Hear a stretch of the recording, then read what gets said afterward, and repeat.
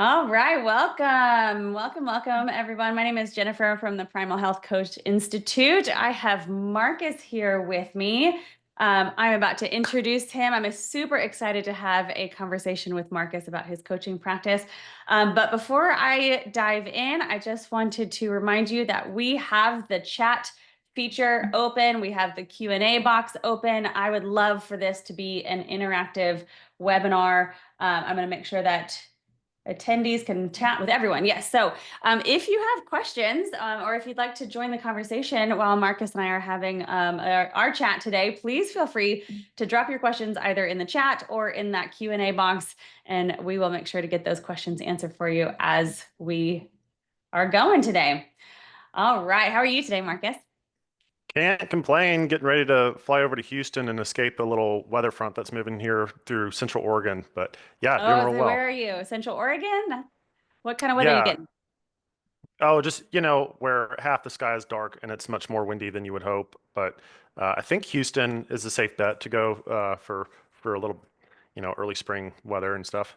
Nice. I'm in Dallas, so I can't attest to Houston. I can't say anything about Houston, but you'll definitely have a warmer experience down here, that's for sure. Great to see you too, Steve. Glad you're here. Thanks for being here. All right, we're gonna dive right in. Marcus, I am going to introduce Marcus, and then we're just gonna chat with him for this next hour or so. All right, so Marcus landed on the Mission 22 team in January of 2020 after serving as an engineer officer in Alaska for 4 years with the Army. He's passionate about all manner of endurance sports competitions and works part-time as a local CrossFit and life transformation coach. He has authored 2 books and holds his master's degree in clinical mental health counseling. You sound like a real underachiever, Marcus. Through his research, field testing, and writing, he now serves veterans through healthy living programs and digital content creation with Mission 22. I am so excited to learn all about that. So, can you start by sharing a bit about yourself and what led you to the world of health coaching? Yeah, definitely. I imagine that there are quite a few health coaches in the audience who initially had a plan of, I'm going to go this route. It seems like this is kind of the path for me. Like for me, that was engineering. So I got my industrial and systems engineer degree at Auburn circa 2012, and going straight into the Army, had, with that engineer background, they put me in an engineer unit. Although that type of engineering really, I mean, it's not exactly equivalent, but nonetheless, um, yeah, from somebody from Alabama being moved to Alaska, that was definitely a pretty big shift for me. And all growing up, my parents moved me around a good bit. I spent some time in Denver, spent some time in London, but originally from Birmingham. And now I'm in Central Oregon. Go figure. I don't know. Maybe next I'll go to Argentina. I don't, whatever. But anyway, so there was a time where after I got out of active duty, I moved to Central Oregon. And a previous relationship, I was trying to figure out, where, where was, where was I sort of headed? So post-military, there was a part of me that, it was like, okay, I'm ready to, I did my 4 years, did my scholarship stuff, did the ROTC route, and was time to go and look at something more engineer or project management related. And Central Oregon is known for many things, but one thing it is not known is for like you're not going to find like Boeing or some other engineer firm, or Huntsville, Alabama is where I graduated high school from. That was sort of like the track, right? That was like where the good engineer kids went. You go to Huntsville or whatever, work on or I guess Houston, maybe. I think they have a lot of speaking of. But at any rate, I was also around that time I was part of the U.S. military endurance sports team and was the triathlon team coordinator there. It was a nonprofit that was around for a little while, but my heart was like for that type of work. And I was trying to figure out, like, let's see, I'm in Bend, Oregon. I have an engineer background. I was in the Army, but I want to do something related with triathlon, fitness, veterans. I don't know what that is yet. And after some time I was living in Bend at the time. So Central Oregon kind of has the 3 major cities. You've got Bend, which most people know about, and then Redmond, where I live now, and then Sisters, which is where Mission 22 is.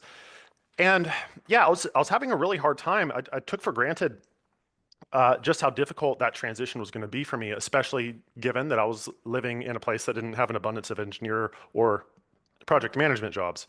So in early September 2019, after I had been sort of at these jobs that weren't really a good fit for me. I'd gotten fired once and I was about to get fired a second time, and I'll tell that story.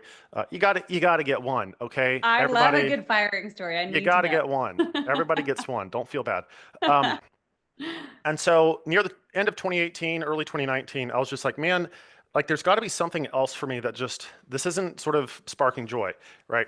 And prior to that, I learned kind of about the whole primal, what would you say, brand, movement, ideas when I had this experience at Ironman Victoria as the half Ironman that I did, where basically on the endurance side of things, I was doing everything by the book. I was eating my carbs like a dutiful endurance athlete. I bonked terribly 2 miles from the finish. And if you've bonked before in a race, man, you know what that's like. And I don't. I don't. Tell me what that is like. I've never done endurance sports. I need to know what that feels like. well, Not good, I imagine. imagine your brain is sending only the signal of death is imminent. Stop everything that you're doing until death is no longer imminent. That's basically a bonk. Wow. Um, Essentially, basically, it's like your brain is detecting that you don't have enough fuel to sustain its functioning. So the body will prioritize any kind of caloric expenditure to go there. I'm sure many in your audience are familiar with the whole idea of metabolic flexibility. And so that was when I found Mark Sisson and Brad Kern's book, Primal Endurance. And so I kind of got on that train, never looked back. And so that's sort of how I was introduced to that kind of brand. And then around the time that I was looking for like, what is my real job going to be? Because right now, kind of playing triathlon and just like trying to get through the 9 to 5 to enjoy the weekend was just not working. So at the beginning of 2019 is when I discovered Primal Health, uh, the institute, and it was like that something about that. Like I need to go. Like I need to do this. And so later that summer, I found out that basically the marriage I was in was over. And there was a moment where we were supposed to go to the south of France for Ironman Nice. It was like the world champs that year. And that was supposed to be sort of like this, big trip and second honeymoon or whatever. And there was a moment where like all of that was turned upside down, where Mm. it was like a Friday. I had come home from work and the plane was leaving that Saturday. I got a call from work and they were like, "Yeah, don't come back." I was like, "Why?" They're just like, "Because we don't want you here." Like, oh, okay, Oh, cool. Um, and so then that happened. And then, it was like a month after I had found out, some infidelity in the relationship. And, like, it was all sort of flipping upside down. Like, what's going on? No job, no relationship. I've got this one last trip to the south of France, but I get a knock on my door and the FedEx guy drops off my completion certificate from Primal Health Coach Institute. oh wow. So it's sort of like if you've ever been to those Christmas Eve services where like all the lights are turned out and you have the one candle, like it was that moment. And Wow. so it was like, okay, all right, there's something here. And so by the time I got back from France, that was such a schizophrenic kind of a trip because half of it was like, I'm in France, this is great. I get to exercise a little bit of my ability to say bonjour and some things like that, and have some croissants and race. And then the other half is like, oh, but let's not think about what happens when I get I just back. went through this major life change and I have to figure that out. Yeah.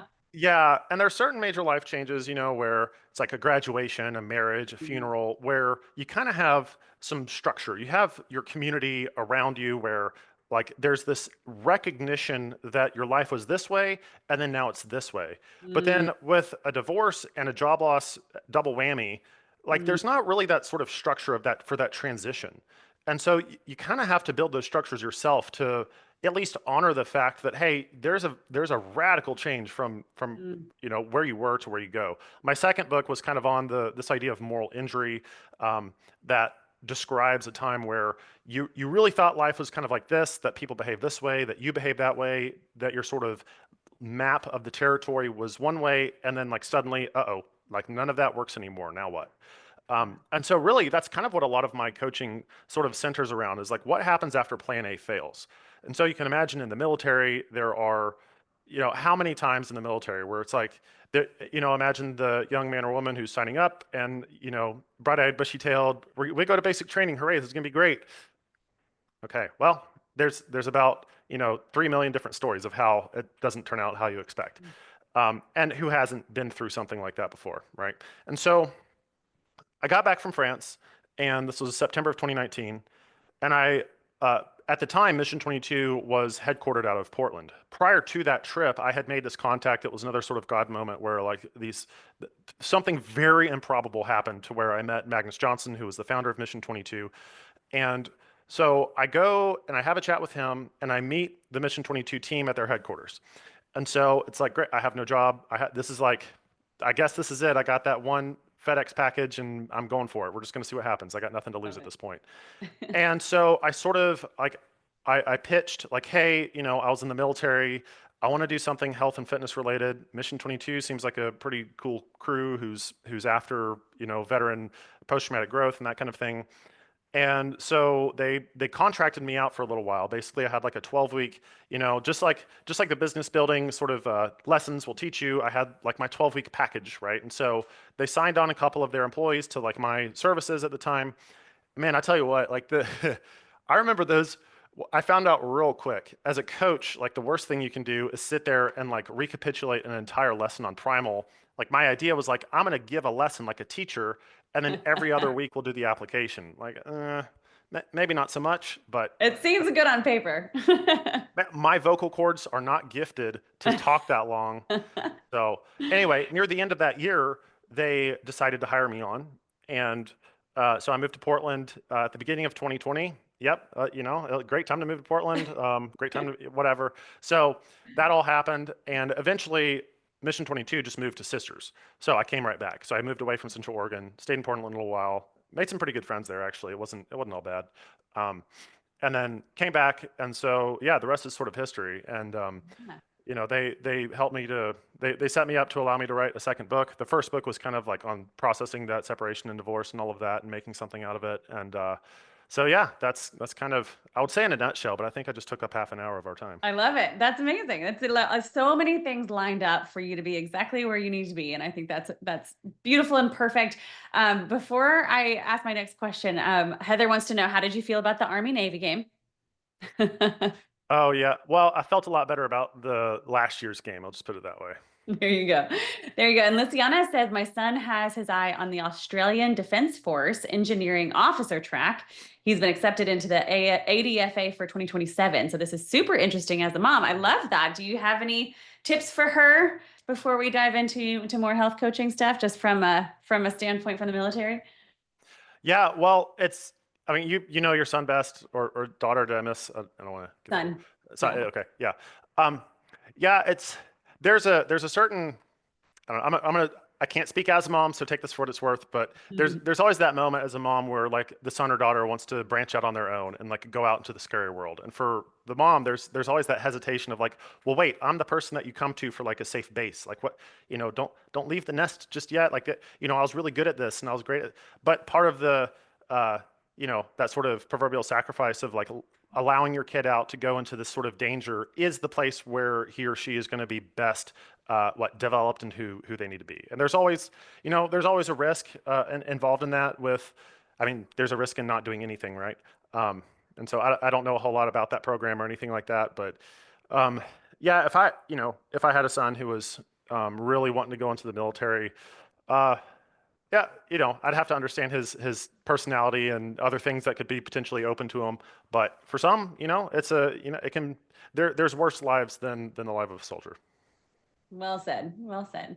Awesome. Well, I want to, Lucy, I agree. I think it'll be good for him. Good, good, good, good. I like to hear that. I want to hear more about Mission 22. You joined their team. Obviously, like you said, things went well. You've grown with them. They've allowed you to the opportunity to write a second book. I want to dive into your books for sure. But can you give us an overview of what Mission 22 is and your role with them? Yeah, definitely. So we were founded on the idea that our warriors are just as valuable back home as they are overseas. And there are many instances where, especially in combat situations, but also in non-combat situations, where during the time in the military, an individual is trusted with, here's a firearm, here's how to go and fight and kill and destroy things. Like that's your job. That's literally your job. Or you support something like that if you're in a support role. That's the military's job. And then you come back and let's say you get something happens downrange, whatever that might be. And the care that you get ends up being like, okay, we need to monitor you at all times because now we don't trust you with your own life. We need to treat you like this sort of, I see all these plants in your background. One of the analogies I go to a lot is how healing and growth as a human is much like tending a garden, where you can't just like, we're going to sprinkle some NPK fertilizer and then like it'll be great. Like that's all you need. Like, no, it's an ecology of help that you need. And um, uh, military members and people just in the normal medical system for that matter are often sort of treated like a number.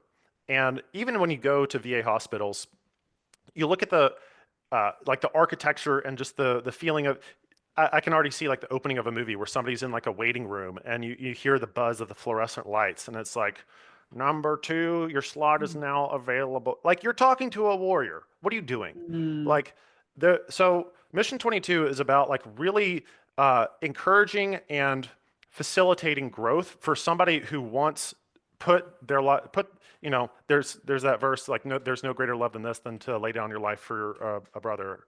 And for somebody who that's their ethos, that's sort of like their class, if you will. I don't know if that's exactly the right word, but that's sort of like their chosen profession in life. I think they should be treated kind of in the same way with the same respect and dignity back home. And so we're and that also goes for the veteran too. So there's sort of this is kind of another whole long conversation we could get into, but there can be this dynamic in the helper-helpee relationship where it can become sort of codependent. So there are like, to provide a caveat, of course, I'm painting with a broad brush. I'm not saying it's like this for everybody. Um, there can be that sort of like, oh, I'm with the VA and I help people. Like I'm the helper. Like, oh, you do such good work. Good job. And then the veteran can like bounce from one help to another. Like, oh, I'm the disabled veteran. That's my identity now. So I'm gonna go and operate out of that identity. Like, help me. Oh, after all, I'm just a disabled veteran. Give me help. And this is a tough conversation to have sometimes because there are definitely cases where people need to ask for more help, but there are definitely also cases where people need to put down a certain type of pride and realize like, dude, disabled veteran is such a low identity for you to have for the rest of your life. Like just Mm. because the thing that happened that disabled you maybe wasn't your fault and maybe there is some type of compensation that's appropriate, like don't ever let that be the thing that describes you. Like why would you have your entire identity defined by one little moment that happened to you? And so that kind of goes back into this idea of what happens after plan A fails. Do you want to make the rest of your life about convincing other people that you had it so wrong because your plan A failed? It's like everyone's plan A fails. Trauma gives you two lives. That's something that Magnus says early on. And so Mission 22 is about teaching what post-traumatic growth looks like and what it looks like to have a second life afterward.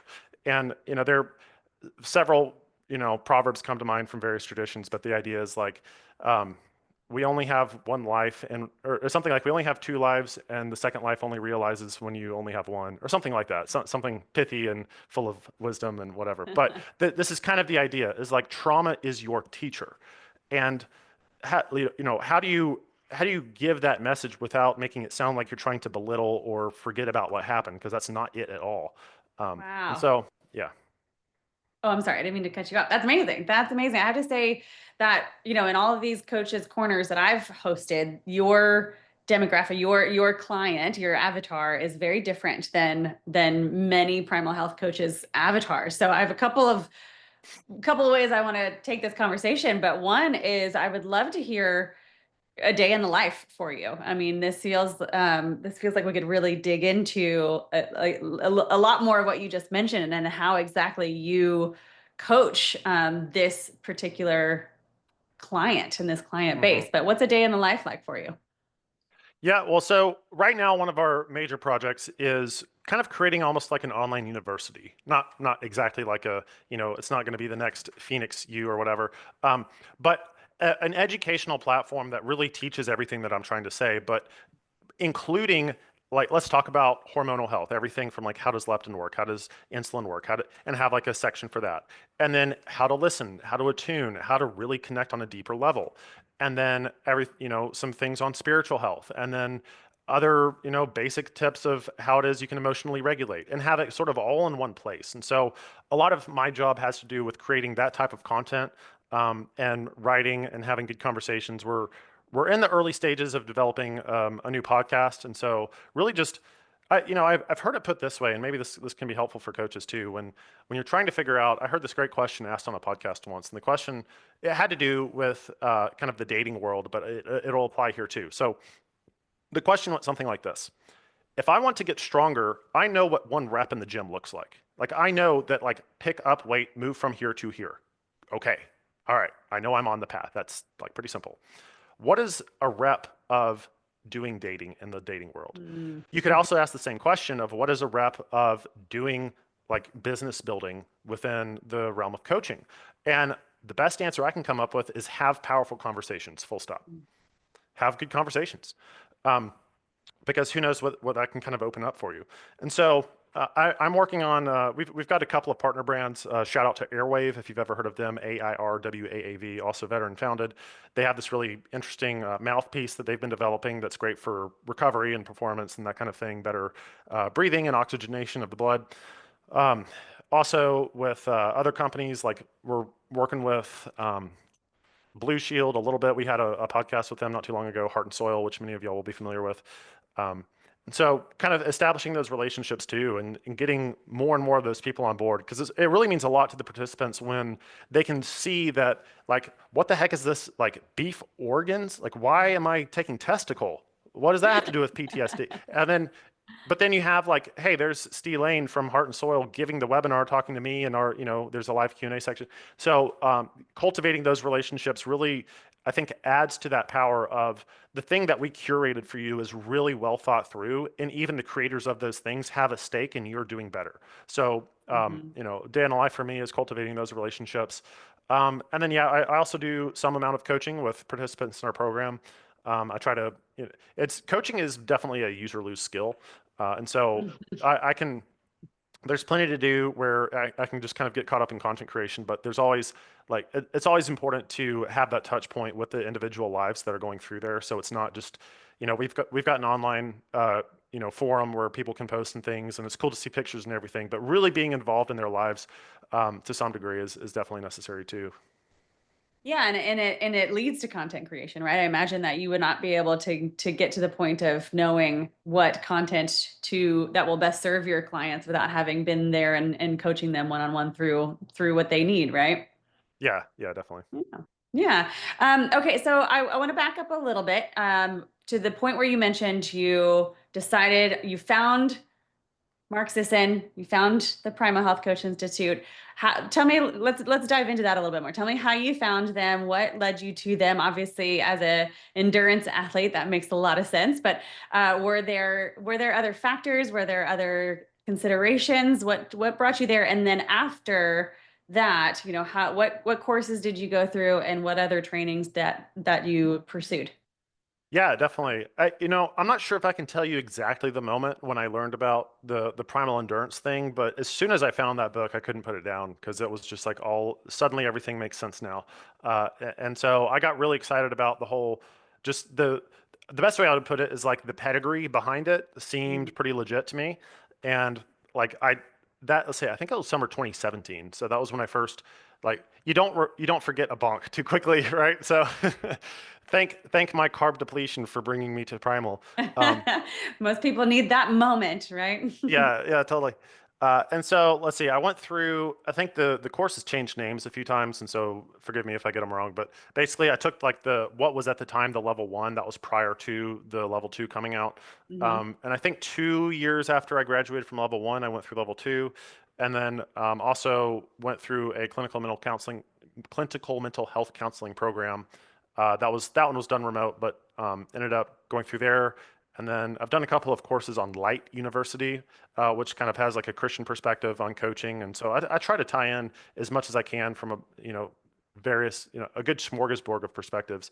And then at some point, I'd like to do something that's a bit more tailored to the sort of like CrossFit coach in me with maybe Mm, some ASCM. Is that right? The or the ACE organizations where they have some yeah. strength and conditioning type things. Do you do any coaching with CrossFit now, or is that something that you do, more personally on your own? Yeah, so my gym here, shout out to CrossFit Magnify in Redmond, Oregon. I coach there probably 2 times a week. And that actually, so a practical thing for the listeners here, one area where I've found a lot of potential with uh, finding new clients is people who go to a gym for the brand new, person to the gym. And if you were to really like sit them down and ask them like, well, why are you here?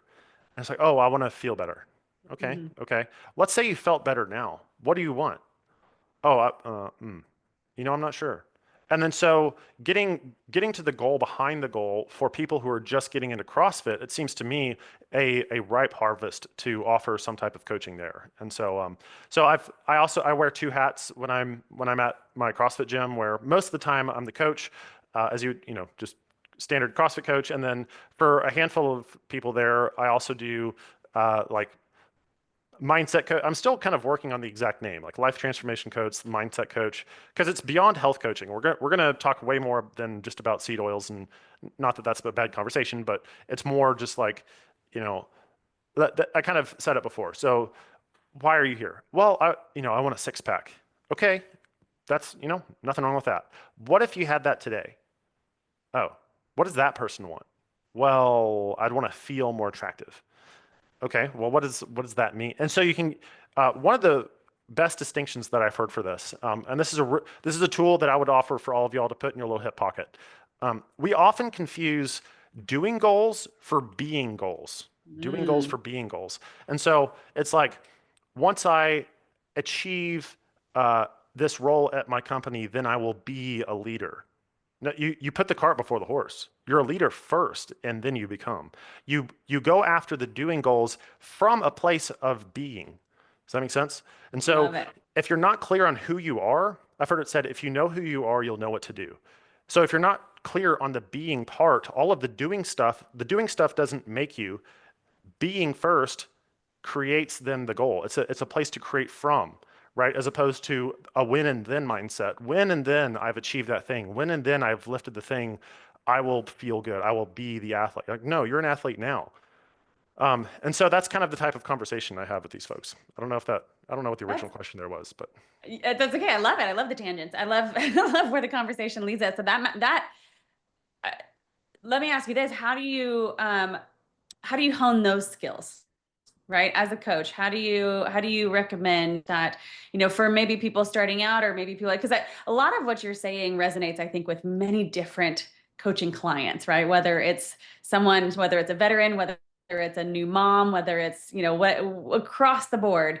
I think that what you're saying really can help a variety of people. So how would you recommend to maybe a newer coach who maybe mhm. is most comfortable with those seed oil conversations, which again are very, very valuable, great place to start.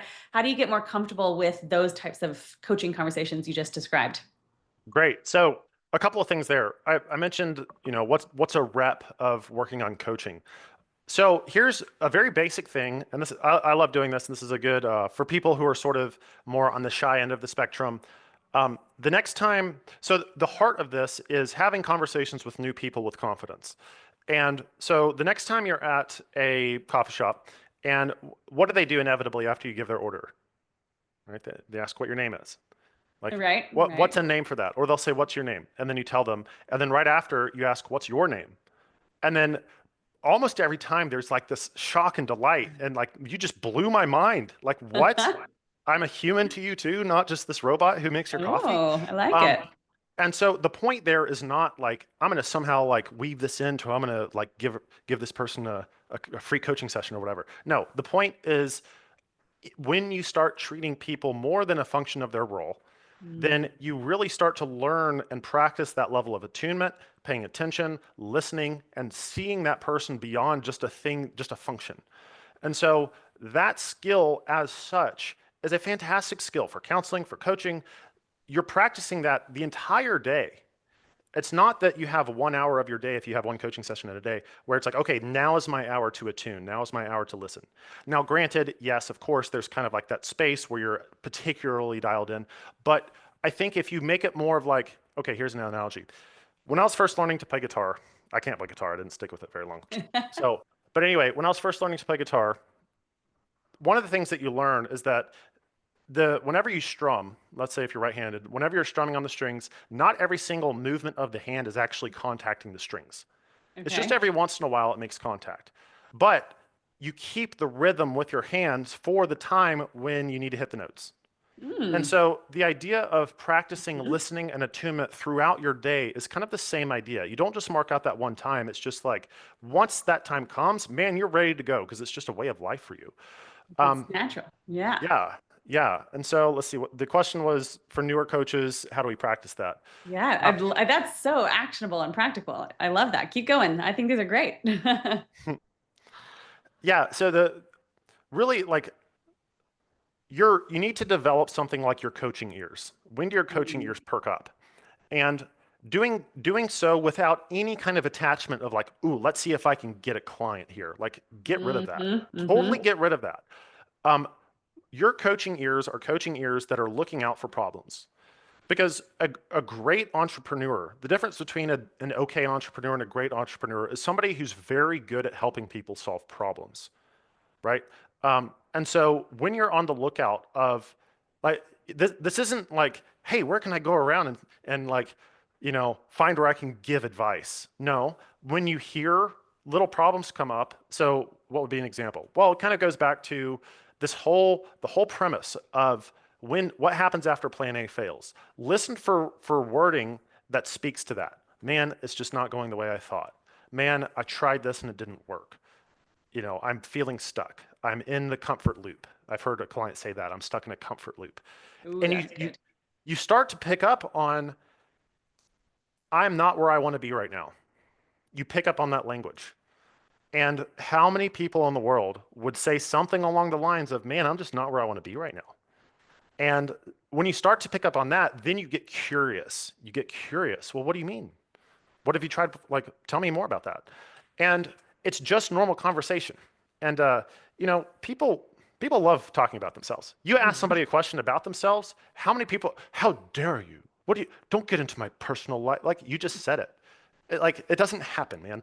Um, so there's all sorts of places that those conversations could go, and at the very least, like okay, so there are studies that have been done where uh, so let's say you have two groups of people. One group, they're commuting, let's say public transportation. One group is told, hey, keep quiet, stay to yourself. The other group is told, you need to have a conversation. The longer conversation you have, the better with a stranger. And the stated preference is that I would enjoy my commute more if I kind of kept to myself. But Mhm. the revealed preference turns out that if for the people who had those conversations when polled immediately afterward, it was, you're already smiling, you know the result. Like people Yeah. much prefer having had that conversation Mhm. than not. And so I think with back to sort of the like dating advice thing, like get used to having conversations with people you don't know. Like get used to kind of having those stranger conversations. I hate having conversations with people on the airplane, but once in a while, like I just say something dumb. It doesn't matter. Um, Even just like anything, be a, it could be some like inane joke about if it's freezing outside, like balmy weather out there, and then like you get the little chuckle, and then that's an invitation to like something. Um, so I think for newer coaches who are maybe a little bit shy in conversation, just getting used to being in that state of I don't know where this is going to go, but I'm going to be curious. And Mm. so if I can default to my curiosity, not feeling like I have something else to like, ooh, what can I say to them that's the perfect bit of advice? Like get rid of that. Like if there's some insight that you have, it'll come up. Here's something that's really cool. Um, I've heard, stick with me here. This is going to sound a little weird. I've heard before that the argument for the multiverse theory is that the amount of computation that our brains have to do in order to be in a conversation is so vast that the only way that's possible for our brains to do that computation is to somehow tap into. I'm not, I don't get. I I'm love not it. It's okay. probably Keep not. going. Okay, so the point is that if you really break down how much stuff is going on when you're listening and talking to somebody, so the amount of like it's an iceberg but on steroids. When we're referring to the amount of things that you're paid attention to and Mhm. the amount of things that are filtered out. Mhm. But okay, so when it comes to learning how to listen and not feeling like you have to respond, you have no idea just how much sense data your body is bringing in that you're not aware of. And if you're trying to just respond, you cut that off. Mm, And what's also really cool too, what I've noticed in conversations is like, oh, I'm not going to know what to say. Like in the moment, you will if you're listening. Like pretty hmm much all the time, it works that way. And so it's like, well, if I don't come up with something to say, then I'm gonna forget it. I'm gonna miss it. But then you also miss what they say, and you're not giving your consciousness enough credit for the vast computational power it has to then, if you fully listen, to have the best response afterward. So just one way of thinking about, um, the power. Like one of the consciousness is a mysterious thing, but I believe one of the functions of consciousness is to like bring up to the front the things that are most important in the moment. And so computationally, I don't know. It's a mystery. We're probably the only universe, but who knows? But whatever, doesn't matter. The point is that you have a superpower as a coach to be able to fully listen, pause, digest, and respond in a very short amount of time such that the conversation is still going to flow well. And that person will be even more listened to. So I think for getting in reps of that, dude, like the opportunities over the course of any given day are replete. I give a round of applause for that. That was amazing. There are so many things in that conversation that, like, I hope you guys pulled nuggets. I hope you're taking notes because I wanted to be taking notes and then I realized I need to be actively listening, as you mentioned. And it's so true. I'm thinking of things like, gosh, preparation for this conversation, right? And how I could easily, I have a list of questions that I'm going to ask you, and in front of a group of people, it can be very intimidating to not have prepared questions. But you're absolutely spot on that it doesn't allow for that organic conversation, that really true active listening. So I agree, Luciana. So much great advice there. I love that you just, how many opportunities there are throughout the day to practice, to get these reps in, to have that active listening. As a coach, we want to have the answer, right? We always want to have the answer. We always want to be more knowledgeable than the person we're coaching. And just those active listening skills can be exactly what we need to be a great coach. Beautifully said. Does anybody have any questions for Marcus before I move on? Because I think that was just gold. There was a lot of gold right there. I think one more thing I'll mention is not having a fear of a pause in the conversation. I think that helps a lot too when we feel like we need to have something to say. And then having conversations with people who have intentional pauses make you realize that it's not an uncomfortable thing. It's actually a really wonderful thing to have a pause for contemplation, for thinking. On that note, too, as you're learning to attune to what's happening with the other person, if you provide a question for them and there is that pause, watch their face, see what their eyes are doing. If their eyes are darting back and forth, that's like when, the old school computers, when you hit enter and you hear that little noise, like things are computing. Don't short circuit that. They're thinking like problem solving is happening in your midst. You ask the question and like their eyes are like looking for the answer. That is the process of problem solving for them. Okay, let me ask you on the flip side of that then. As a coach, what if you get the dreaded glaze over? Well, if you're well attuned to your client and they don't know how to answer, then maybe work on rephrasing. Or you can always ask, like, in the military, we have something called a back brief. A back brief is just, what did you hear me say? Or a great question also to ask is like, hey, what's coming up for you when I say that? And then I've had clients say, hey, can you rephrase that? Because I get a little too intellectual, or maybe not intellectual is not the right word. I get too caught up in my own cognition of like, I'll start going on this question that's like, oh, this is going to be a brilliant question. And then it comes out. And then in my mind, it makes sense. But then sometimes I'll catch myself. I was like, I'll say something like, does that make sense? And then after I say that, I watch their response. And then sometimes I'll just rephrase it. So, um, yeah. Yeah. So I think that's perfectly fine if you notice that computation isn't happening, to just kind of pause and rephrase. Love it. Love it. All right, let's switch gears a little.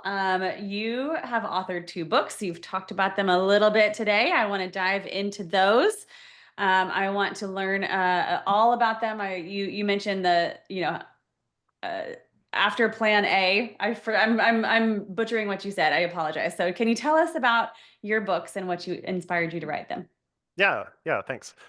So the first one, that one was an interesting one. So I told a little bit about the story of having lost that first marriage, and the way that I kind of process through things is I've always enjoyed just writing. I was never an English major or anything like that.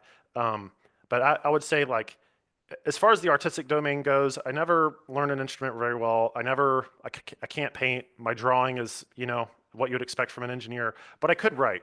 Um, and so I was separated for 18 months. And so this was, how old was I? I was late 20s. I still kind of had this idea of like, oh, well, it's a Christian marriage, so we're good. I gave it to God and like it's going to work. The Bible says works all things for good. And then it wasn't. At least it seemed like it. It's like, this isn't what happened. Like, what happened? I don't understand. And so I took to writing. I just started journaling and just long form. And it was, right smack in the middle of 2020. So didn't really have a whole lot of work going on. Uh, and so after a while, I just kept writing. And then somebody was like, hey, you should turn that into a book. Because in that season, at least from where I was standing, I couldn't find a whole lot of resources that were helpful. Um, and so it was like, well, why don't you just make it? And that's kind of what that first book ended up being. I think it's only about 112 pages, but it was like for a while I had always kind of wanted to write a memoir, but you can't be too young and write a memoir. Like, like what, it's sort of like the 19-year-old life coach. Like, probably not. Like, nothing against you, but probably not. This is just the first quarter. Yeah, totally. We'll do it. We'll do a sequel. Don't worry. Yeah, so that was actually really healing for me to be able to. There's a chapter in Jordan Peterson's third book that talks about if old memories still upset you, write them down thoroughly and completely. So that was kind of my version of that. It's not like a massive New York Times bestseller or anything like that, but for me anyway, it was a project of like transmuting something that was supposed to like take me out into something that's the new thing. So there's this sort of trope of like when you slay the dragon, you put on its armor. And for me, and also here's what's cool too. What do you slay a dragon with? Well, typically a sword. Sure. What's the sword represent? The word, right? In Revelation, it's the word, it's the sword that comes out of the mouth. So using written word, for me anyway, it was like just long form writing. I transmuted that into a book.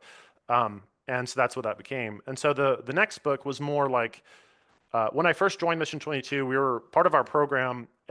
For the listeners, y'all can go to the Mission 22 YouTube page, the little sort of university type stuff that we're creating. You can see examples of that. But there's somewhere in our videos, there's the R&R program trailer that kind of explains what the whole program is about. And there's a lot of reading with it. There's like a book a month for the people who are involved. They get paired with a coach. And most of our coaches, by the way, are Primal certified, which was kind of cool. I think some of them are here tonight because this is usually the time of our roundtable. So shout out to my team who might be here. So one of the questions was like, is there a book out there that sort of, in a condensed way, provides the lessons from the psychology of post-traumatic stress to how to handle your stress to hormone health to what type of weightlifting should you do to nutrition to maybe even talk about EMFs and like other things in the environment that affect your health. And there were a couple. Paul Chek had his, I don't remember the name of the book, just the author. And then we eventually settled on, we're starting to use the new Primal Blueprint. I think that was the 2017 version. I don't remember, whatever the latest version is. But with the book that I was able to write with Mission 22, that was kind of a product of a lot of my conversations with Magnus and kind of the way that he built me up, plus the education that they put me through, plus my own background. Kind of turned into what I hoped would be sort of a one-stop shop type of a book that maybe if it didn't go as deep on everything, it at least provided a certain width of understanding, starting out with moral injury, starting out with why are we drawn to stories, and then kind of really inviting the reader to see themselves in a story that has a completion, that has an arc. One of the worst things that a doctor can tell you is we've never seen this before. Because then there's no kind of like, well, well, what's next? I don't know. Go drink some methylene blue. I don't know. And so the idea of inviting somebody into the story model is inviting them into this pattern that we know about. It's sort of like a you are here for the soul. And the hero's journey idea, it's sort of a fractal pattern for those who are familiar with Joseph Campbell's work. A lot of movies kind of follow the same pattern. Mhm. There are other story arcs, but for the purposes of the book, it was well, one thing that was really cool about it that I was really proud of was we had an illustrator, Emily Mills, who did the illustrations for it, and it starts with it's like the journey of this raven. And so a raven is the type of bird that's sort of like the messenger. So a lot of different traditions, religions over the years have had the raven as this sort of go between like the sort of gods, the higher power, and the individual who needs help. I think Odin's ravens, I forget their names, but it's like they're types of messengers. There's the raven in the Old Testament who fed, I think it was Elisha when he was running for his life. Anyway, so the idea is like an omen in time of trouble. And the book chapters get progressively more colored in as the raven is sort of finding its way home. And so that's Mhm. kind of the arc of the book. And there are lots of stories, lots of anecdotes. I had a lot of fun with it. And so hopefully whoever, if y'all end up checking it out or anything like that, y'all will too. Can you drop us the link in the chat to check it out? Yeah, definitely. I'd be happy to. Awesome. Absolutely. Thank you. All right. Hazel has a great question. She says, so I actually joined this webinar because my husband just got out of the military a year ago and he's been dealing with PTSD. Whoop. So even though as his wife, am a primal health coach, he does not follow most of the principles for many reasons. How can I support him as a spouse without trying to constantly preach at him? Because I don't quite understand how to help someone with PTSD, and he's my spouse, not my client. Are there any big rocks to communicating certain things or how to say certain things? What a great question, Hazel. Yeah, I love that. Well, first of all, uh, provided that, let's see, okay, I'm rereading your question real quick. Well, so Mission 22 does have a spouse program. Just throwing that out there. It's a 6-month program where if you really want to go all in with this, I would invite you to check out what that is. You can contact me later via DM. But one of the things that we notice with couples who one or the other or both spouses were in the military with some type of post-traumatic stress is that as one is starting to grow and realize post-traumatic growth, the other one feels left behind. Very often is the case where it's the man who went to war and the woman sort of like, she's great at sort of the nurture, giving care, come to me and I'll, like make you feel better, right? So far, so good. Nothing wrong. That's great. But then as he starts to grow and like expand and find that he's not that same person anymore, she can start to feel left behind. Well, wait a minute. Where do I fit in now? And so part of the spouse program is like, hey, learn to do that together. Like you both get to grow. So there's the encouragement I want to give you, not knowing the full details of the situation is that growth has to happen together. Otherwise, like people will get very resentful. Some very basic, I think this would be, I think, advice I would give to anybody, but something like there's a book called, I think it's Nonviolent Communication is a really great one. Understanding where the line is between, I've heard it put like anger is fear's mask, or sort of like when you're angry in a situation, there's something deeper in there that you're kind of scared of. And again, I'm painting like take this for what it's worth, right? I don't know him very well, but at all. um, but it can very often be the case. Well, actually, can I ask for some clarification? Can you give some more details there? It's Hazel who's asking the question. Um, and do you have any other specifics in terms of any big rocks in communicating certain things or how to say certain things? Give her a moment to type. I'm not sure she'll be able to unmute and talk, but perhaps she can add some clarification to the chat. Super helpful. Um, yeah, and something else that's kind of coming to mind too. The actually, and I think I talk about this in the first or second chapter of the book, where um, I have a section on asking for help. So we talked about a toxic, like sort of codependent relationship that can start to develop between the helper who feels like a savior and the person who's being helped who always feels like a victim.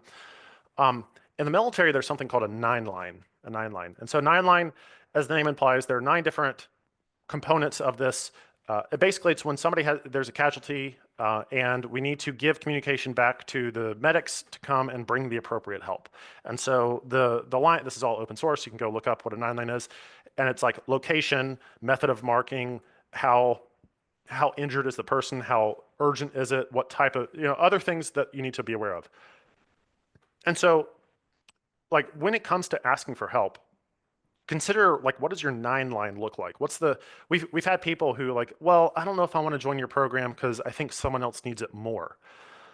I mean, who's to say, really? Like, it could be the case that the help that you need then allows you to help others in a magnified way. Um, and so, yeah, as far as like asking for help, let's see, she responded here. Is there anything sensitive I shouldn't say, or how to say things without it going over their head? Sorry, Bess. Okay, so what comes to mind here, again, I'm gonna kind of zoom out and talk about like higher level principles, and I'm gonna invite you to consider how they would apply in your situation. So in every relationship, business, friendship, marriage, there are 3 entities, but 2 people. What do I mean by that? Well, you have the individuals, and then you have the relationship itself. In the business world, we call it an entity, right? Your LLC, it's like its own thing. And the relationship has a sort of LLC, if you will. We call it a covenant in marriage, or if it's a friendship. Like, we all recognize when 2 people meet for the first time, there's a new thing that's created. It's sort of you get a little like, well, what do we mean? But if you think of it like, this really helped for me when I was tempted to be very resentful, where it was like, well, I sacrificed all of this and all this is all I got back. Yeah, I would invite you to consider, you sacrifice for the relationship as such. It's like a higher order thing that you contribute to. And so when you ask about, is there anything sensitive I shouldn't say? That's hard for me to say because like everyone's situation is pretty different. But so the idea here is, when there's a challenge, let's say, in the relationship, what would it look like to consider it as a challenge that exists in the entity, not in the person? Does that make sense? So it's like, hey, I don't know, such and such a thing came up and I'd like to address it. You address the thing and not the person, because everyone has the tendency to feel attacked if it's like, you did this. Like, no, okay, this thing isn't working. If y'all are familiar with Steve Chandler, very prolific author in the coaching space, he has a fairly new book called The Power of Systems. And one of his big things is like, treat the dynamic as a system. And instead of like, you're a bad person, or I'm upset, you made me upset. Maybe there's a time for that, to talk that way. But one idea is, what if we were to talk about it as a system? And it's just, the system is the thing that needs changing. I'm not trying to change your character. I'm not trying to make a judgment on you. I'm just trying to see like, hey, what would it look like to problem solve? Another great resource I would recommend to you is check out Adam Lane Smith. He used to be a counselor. He turned coach. He's a great resource on understanding attachment styles.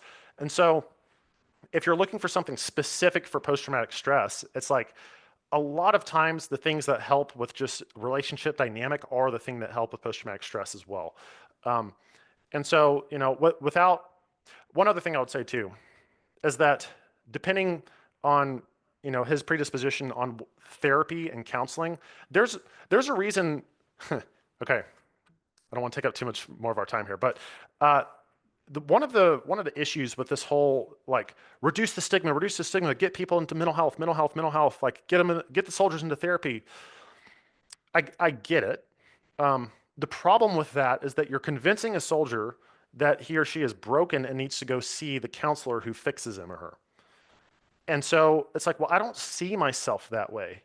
Well, you need to go see a therapist to fix you.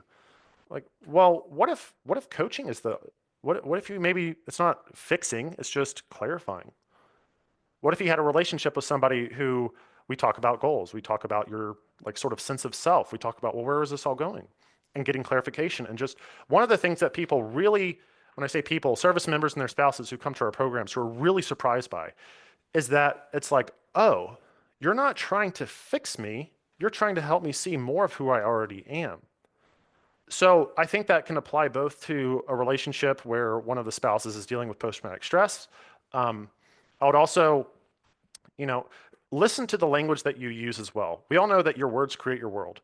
And so one of the reasons I call it post-traumatic stress and not disorder is that, again, this is a whole other conversation, and so I don't want to paint with too broad a brush, but it can, like, It's really, we might say it's a disorder if it's like I can't tie my shoes because like the tide is so high on something that's happening psychologically. That can happen. But I would consider, like, what language are the two of you using to describe it? And so what I've noticed is it's like my PTSD. It becomes this sort of like, this is who I am. There's a there's an effect that teachers know about in their students where basically students will meet their teacher's expectations of them. So if this teacher sort of thinks of their student as like, you'll never amount to anything, like how many story, it's like Limitless with Jim Quick, same story. Like, oh, you're the kid with the broken brain. Great. Okay, now the kid believes that about himself, and that's how I'll operate. That's the expectation that you set for me, and I don't know any better because the words that you spoke, I took in, and now that's how I see myself. So, I would consider when it comes to talking about topics like post-traumatic stress or anything like that, to what degree is your language speaking to who he could be? Are you on the side of who he could become? And then, of course, vice versa, right? So hopefully that helps. So good. That's awesome. Hazel, is there anything else that you would like to touch on in regard? She says, thank you so much. Yeah, that was incredible. Wonderful. I have your book pulled up on Amazon, but I don't know if that's the best place to purchase it. Is that the most beneficial place for us to purchase your book, or is there a better website? Yeah, you can totally go Amazon, or I think we have a couple listed on the Mission 22 site, but as far as like Okay. margins or anything like that, yeah, Amazon's the best place to go. Okay. I'm gonna drop that in the chat for you guys. Awesome. All right. Well, as we're wrapping up, is there anything? Well, first, is there any place that people can connect with you? Oh, sorry. Heather says military mindset and civilian mindset are two completely different things. Husband was in the Navy for 20 years. My dad was Army, so I'm conflicted. The husband has been out for 15 and still wishes his civilian bosses acted more like his military ones. Hmm. Any thoughts on that? Yeah, yeah. So my first civilian job out of the military, I had uh, I really took for granted to just what degree the communication is different. And we get this question sometimes at Mission 22 with outside organizations trying to get help with this. And there need so the way my story went was there was a performance review of mine on a Thursday, and my supervisor was like, "Everything you're doing is good. Keep up the good work. Keep doing what you're doing." Those were his words on a Thursday. Monday, he was like, "Take your plant. You don't work here anymore." Okay, cool. So we're not about direct communication. Check. Um, and so, not that I was the most perfect employee, but it would have helped to have a little bit more direct communication. So here's what I would say to that. Um, there's a fantastic video, again, shout out to Steve Chandler, who talks about expectations versus agreements. Before the conversation's over here, I can drop that in the chat as well. Or Jennifer, if you want to go retrieve that from YouTube, expectations versus agreements with Steve Chandler. So unspoken expectations are front-loaded resentments, right? And so the thing that he gets into in that distinction, which is a fantastic distinction to use with, this also gets into Hazel's question of when you set up that relationship, what can we agree to? Can we have a mutual understanding of when I say this, I mean that? Or, can you give me a very clear, would it be okay for you, boss, as the service member, I like to be communicated to this way? Can we both agree that when you talk to me, you can just say, hey, it's really important that XYZ be done by Friday at 3. Is that okay? Cool. Okay. So now, does it build resentment if you're asking your boss, hey, can you communicate to me in this way? Or is that actually creating more trust? And so rather than seeing that as just an obstacle, could it be like the obstacle is the way? So, man, I have this, my civilian, they're just not, yeah, right. They're civilians. It's okay. Like, that doesn't make them defective. No one's perfect. But by by engaging in an agreement, by having the way that he distinguishes it in the YouTube video, he kind of talks about how an expectation is, in his words, it's like it's not an untold thing. It's like a covert contract. If you're familiar with who's the guy who wrote No More Mr. Nice Guy, Dr. Robert Glover. So there's this idea of like, I'm going to have all these expectations of you, but I'm not going to say it. I'm just going to sort of expect it. If you loved me, you would read my mind. And so, like, what would it look like to sit down and like, hey, what really would be the best way for you to communicate with me? All right, maybe you're not going to write, a 5 paragraph op order. Nobody needs that anyway, military reference. But so yeah, I would check out that video. Looks like Jennifer just posted it there. Yeah, and have that conversation up front. And also, this is a great coaching point too. Here's an example. If you get the sense that your client is really kind of holding back and is very shy, and you want to kind of like open up that little clamshell, but you don't want to be, you want to do it tactfully. Here's an idea. I'm going to role play a little bit. Hey, Jennifer, could we agree that there's nothing that you could say, there's nothing that you could bring up in our conversation that would make me think any less of you? Like I'm here to like see the world as you see it. Is that okay? Can we make that agreement? Yeah? Sounds awesome. Great. There you go. I love that. Oh, yeah, so good. So good. All right. As we wrap things up, and we've got both of your book links here. We've got that and made that amazing resource. I am also going to drop real quick at one of these, what I hope, sorry, I can't multitask. What I hope that this conversation inspired for anybody who is here, who is maybe considering the Primal Health Coach Institute or considering different paths, is just how diverse the paths can be, right? You can absolutely have so many different options for your career as a health coach, as a coach. So if you have any questions about the Primal Health Coach Institute or the courses that any of us took, you can schedule a call. The admissions director is there. Super excited to chat with you and to talk about. I've actually interviewed the admissions director here on a webinar, and she loves to have open conversations about all the different options for you if you are considering becoming a coach. So please do schedule a call. Marcus, this has been absolutely an amazing conversation. Is there anything that you would like to leave on as we wrap this up? Anything else that you'd like to mention before we let these fine people go? Well, yeah, I mean, you can find me on Instagram at Ultra Run Farris, Farris. And again, I talked about conversations before. I'm sure we have 30 or so people in the audience. That's 30 potentially cool conversations that we could have. And so, yeah, if you ever want to chat about coaching or any of the topics that we discuss, feel free to reach out. Awesome. Thanks for the great conversation today. Love it. Good. Love it. Have a great rest of your day. Talk soon.